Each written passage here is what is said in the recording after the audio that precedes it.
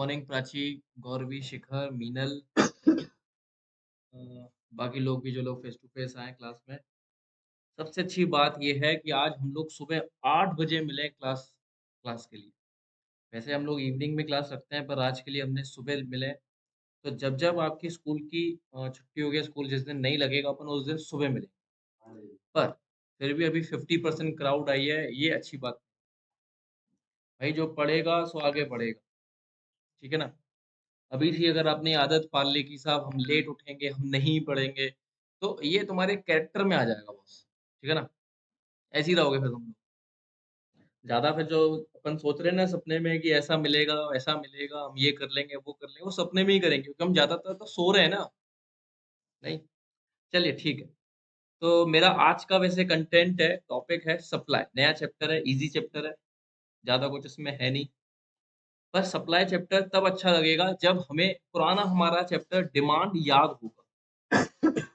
ये तो मैंने गलतफ़हमी पाली है आप लोगों के साथ कि आपको याद होगा, फिर भी पूछने की हिम्मत करता हूँ। तो डिमांड के ना 4 फैक्टर्स मैंने आपको बताए थे जिस पे डिमांड डिपेंड करता था। बताओ क्या था? फ्री तो था ही नहीं, ठीक है ना? पहले desire, then purchasing power, willingness to purchase,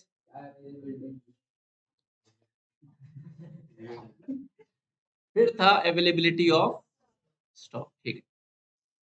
तो जैसे डिमांड में मैंने आपको बताया था, आप किस पॉइंट ऑफ व्यू से सोचते थे? कंज्यूमर के पॉइंट ऑफ व्यू से, ठीक है ना? डिमांड चैप्टर में आप लोग कौन थे बॉस? कंज्यूमर। कंज्यूमर क्या सोचता है भाई? जिस प्रोडक्ट की प्राइस कम होगी, मतलब जो सस्ता होगा उसके नज़रिए में, उसकी डिमांड वो ज़्यादा करता था। तो हम लोग प्राइस और डिमांड में इनवर्स रिलेशन पढ़ते थे। आई होप आपको याद हो। तो अगर प्राइस बढ़ेगा, तो डिमांड कम हो जाएगा। इसके एक्सेप्शन थे, डायग्राम थे, तमाम-तमाम चीज़ें आप लोग पढ़कर आए। तो जैसे हम डिमांड में कंज्यूमर थे, सप्लाई में आप अपने आप को प्रोड्यूसर ठीक है? तो जब प्रोड्यूसर है, प्रोड्यूसर इसमें 2 फैक्टर्स अपन डिपेंड मतलब प्रोड्यूसर 2 फैक्टर्स पे डिपेंड करता है सप्लाई को, जो कि है एक विलिंगनेस कि वो क्या बेचना चाह रहा है एंड क्या बेच सकता है, एबिलिटी। भाई विलिंगनेस तो बात उससे आएगी ना जिसपे उसको प्रॉफिट मार्जिन ज़्यादा होगा। भाई हम तो प्रोड्यूसर हैं, हम तो चाहेंगे ना कि कम कॉस्ट में जो ज़्यादा में बिके, जिसमें ज़्यादा में प्रॉफिट हमें बचे, वो हम ज़्यादा सप्लाई करें। बात समझो, बात समझो। अभी तुम प्रोड्यूसर हो, राइट? तुमने रॉ मटेरियल परचेज़ करा। मान लो रॉ मटेरियल परचेज़ करा है ₹80 का आपने प्लास्टिक परचेज़ करा, राइट? अब आपके पास जो मशीन है, उससे आप इस रॉ मटेरियल से जो आपको ₹80 कॉस्ट पड़ा है, उससे आप 2 चीज़ें बना सकते हो आपकी मशीन में या तो ऑप्शन नंबर 1 या ऑप्शन नंबर 2। आप या तो प्लास्टिक की बोतल बना के बेच सकते हो या प्लास्टिक के आप खिलौने बना के बेच सकते हो। अब बात कर लेते हैं ₹80 कॉस्ट है पर दोनों की जब मैं सेल प्राइस की बात करता हूँ, तो बोतल आपकी सेल हो रही है ₹100 पे, टॉयज़ आपके सेल हो रहे हैं ₹90। अब आप मेरे को बताओ कि आप मार्केट में किसकी ज़्यादा सप्लाई करोगे, बॉटल्स की कि टॉयज़ की? क्यों बॉटल की आपने बोला? क्योंकि दोनों में देखो कॉस्ट तो सेम है, 80 और 80 और सेल प्राइस है आपकी 100 और 90 तो प्रॉफिट मार्जिन किसमें ज़्यादा बच रहा है? बॉटल। तो आपको हर एक बोतल पे एक्स्ट्रा ₹10 हो रहे हैं कमाने को एज़ कंपेयर्ड टू टॉय। तो आप विलिंगनेस किसके साथ जाओगे? बॉटल के साथ। एबिलिटी आपके पास दोनों की है। तो यहाँ पर आपने नोट करना है जिसकी प्राइस ज़्यादा उसकी सप्लाई ज़्यादा। सही सुना आपने। जिसकी प्राइस ज़्यादा उसकी सप्लाई ज़्यादा। और मैं ध्यान देना ये प्राइस कॉस्ट प्राइस नहीं है, सेल प्राइस है बॉस। सेल प्राइस जिस प्राइस पे आप प्रोडक्ट बेच रहे हैं, ठीक है ना? और जिस प्रोडक्ट की आपकी प्राइस कम, बोले तो सेल्स प्राइस कम, उसकी सप्लाई कम। तो हम यहाँ पर क्या बोलेंगे कि सप्लाई चैप्टर में प्राइस और सप्लाई का डायरेक्ट रिलेशन, मानते कि नहीं मानते? जैसे डिमांड चैप्टर में प्राइस और डिमांड का इनवर्स रिलेशन हुआ करता था, सप्लाई चैप्टर में प्राइस और सप्लाई का क्या चीज़ होगा? Direct relation. They move in same direction. Price बढ़ेगी, सप्लाई बढ़ेगी, प्राइस कम होगी, सप्लाई कम होगी। ठीक है। अब जैसे अभी नमित ने अभी क्या बोला कि डिमांड के डिटरमाइनिंग फैक्टर अगर पूछें, देखो अगर डिपेंडिंग फैक्टर पूछें और डिटरमाइनिंग फैक्टर बोले अलग है। डिमांड किस पे डिपेंड करता है, आपको ये 4 पॉइंट पेपर में समझा के आने के, ठीक है। हालांकि आपकी बुक में ये 4th पॉइंट नहीं लिखा हुआ, वो मेरी तरफ से अवेलेबिलिटी ऑफ स्टॉक, राइट। पर अगर डिमांड के डिटरमाइनिंग फैक्टर आ जाएंगे, ठीक है ना, तो डिटरमाइनिंग फैक्टर क्या था, प्रीतो, हमने ये शॉर्टकट बनाया था। इसका फुल फॉर्म क्या है, price related commodities, income of the consumer, taste and preference. कुछ भी याद नहीं है सर को, कुछ भी याद नहीं है, साफ साफ दिख रहा है। फिर से बोलना सर, रिपीट करना। प्राइस, रायपुर, इम्फाल, बोलो बोलो। कुछ भी याद नहीं। चलो, price related commodities, income of the consumer, taste and preference and other factors. Other factors के अंदर बहुत सारे पॉइंट आ रहे थे, जैसे कि population, composition of population, seasonal goods, government policies, याद आ गई। ऐसे ही सप्लाई के डिटरमाइनिंग फैक्टर्स या फिर सप्लाई के फंक्शंस के अंदर क्या क्या आता है, उसका भी मैंने शॉर्टकट बनाया हुआ है। वो शॉर्टकट है हमारा पीएनटी फ्रॉग। जैसे ऊपर हमने प्री तो पूरे चैप्टर में याद रखा था, याद है ना, इलास्टिसिटी चैप्टर तक हमने याद रखा था। ऐसे यहाँ हम लोगों को क्या याद रखना है, पीएनटी फ्रॉग। सुनेंगे सब लोग बिल्कुल ध्यान से, ठीक है ना।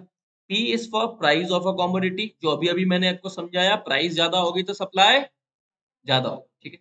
N is for natural factors, ठीक है।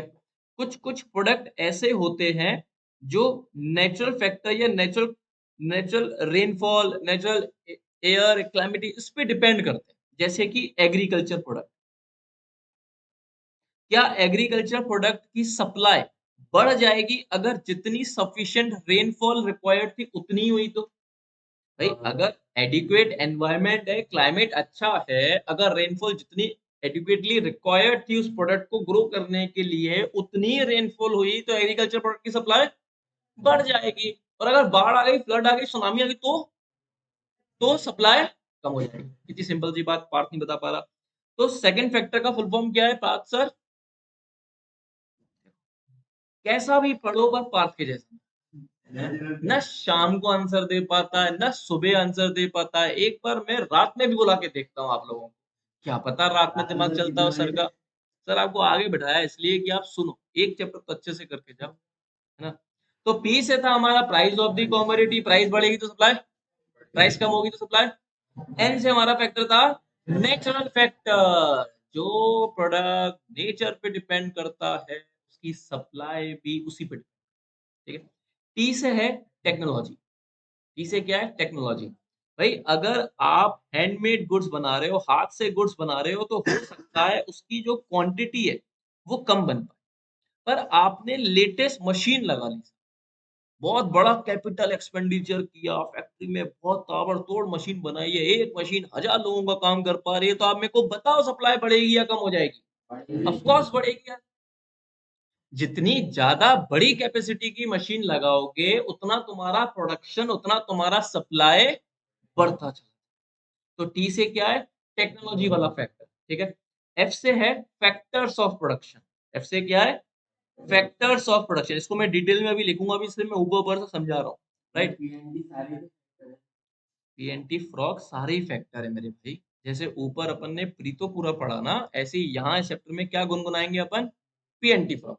पीएनटी फ्रॉग का भी मैं धीरे धीरे फुल फॉर्म खोलता चला जा रहा हूँ, जिसमें मैंने पी आपको बता दिया, एन टी, ठीक है, दिमाग में याद रखो। F is for factors of production. Factors of production को अपन कॉस्ट ऑफ प्रोडक्शन भी बोल सकते, ठीक है। अब मैं तुम्हें प्रोडक्शन चैप्टर में ये पढ़ा के लाया हूँ, पर मैं फिर भी हिम्मत दिखा रहा हूँ आपसे पूछने के लिए। मेरे को बताओ, 4 कॉस्ट ऑफ प्रोडक्शन क्या पढ़ा था हमने? बहुत बढ़िया Prachi, very good. Land, labour, capital, entrepreneur, बहुत बढ़िया। प्राचीन होता है कि मीनल होता है? मीनल होता है, मीनल, ठीक है। Land, labour, capital, entrepreneur. Land को रिवॉर्ड क्या मिलता था, रेंट। लेबर को वेजेस। कैपिटल को इंटरेस्ट। एंड एंटरप्रेन्योर को, तो ये हम पढ़ के आ चुके हैं हमारा प्रोडक्शन वाले चैप्टर में। इसके मैं डिटेल में नहीं जा रहा, आप इसको कुल मिला के बोल दो आपके प्रोडक्ट की कॉस्ट। ठीक है, अब मेरे को बताओ, अगर मैंने प्रोडक्ट ए बनाया और प्रोडक्ट बी बनाया, इसकी सेल प्राइस है 100, इसकी सेल प्राइस है 90, मानते? तो अगर प्रोडक्ट ए की सेल प्राइस 100 है, 90 है बी की, तो आप मेरे को बताओ ज्यादा सप्लाई किसकी करोगे? ए की, क्योंकि भाई प्राइस ज्यादा है तो सप्लाई ज्यादा है। पर अब मैं इसकी कॉस्ट लिख देता हूँ। ऊपर वाले एग्जांपल में कॉस्ट सेम थी, अब इसकी कॉस्ट आ रही है 90 रुपए, इसकी कॉस्ट आ रही है 60 रुपए। अब बताओ, ऑब्वियसली सर ने तो ऑब्वियसली बोल दिया है, इनको पहले से ही मालूम था। नहीं, चलिए ठीक है, तो अब मेरे को बताओ प्रॉफिट मार्जिन क्या आ रहा है? 10। ओहो, फायदा तो हमें प्रोडक्ट बी में हो रहा है, जबकि इसकी सेल प्राइस प्रोडक्ट ए से कम है, फिर भी हम लोग सप्लाई किसकी ज्यादा करेंगे? प्रोडक्ट बी की। बात को समझो, तो जिसकी कॉस्ट कम उसकी सप्लाई ज्यादा। सही सुन रहे हैं आप लोग? कॉस्ट और सप्लाई में इनवर्स रिलेशन। अगर प्राइस और सप्लाई की बात करते हैं तो प्राइस बढ़ेगा तो सप्लाई बढ़ेगा, पर अगर कॉस्ट जिसकी कम होगी उसकी सप्लाई ज्यादा होगी। मतलब हम ये जो फैक्टर्स पढ़ रहे हैं, दीज ऑल आर इंडिपेंडेंट। एक फैक्टर को जब पढ़ेंगे तो दूसरे फैक्टर को हम लोग को इग्नोर करना है। इस वर्ड को भी मैंने डिमांड चैप्टर में आपको बताया था, बताओ। सेट्रस पेरिबस, ये 6 मारा है नमित सेठ ने सुबह सुबह। तो सेट्रस पेरिबस का मतलब है other factors remaining equal. When you are reading for one factor on which supply is determined, other factors are considered constant. दूसरे फैक्टर्स को हम लोग कंसीडर नहीं करेंगे। तो अगर हम फैक्टर्स और प्रोडक्शन की बात कर रहे हैं तो सिर्फ फैक्टर्स और प्रोडक्शन को देखकर ही हम लोग को सप्लाई के बारे में बताने का है। तो अगर कॉस्ट ज्यादा हुई तो सप्लाई कम, और कॉस्ट कम हुई तो सप्लाई, ठीक है, प्राइस कम हुई तो सप्लाई, प्राइस कम होगी तो सप्लाई कम होगी, दादा कम होगी। प्राइस और सप्लाई में डायरेक्ट रिलेशन देखना है, कॉस्ट और सप्लाई में इनवर्स रिलेशन। नींद से जागो, गुड मॉर्निंग सर, चाय पी के आनी थी, सुबह सुबह चाय पी के आया करो।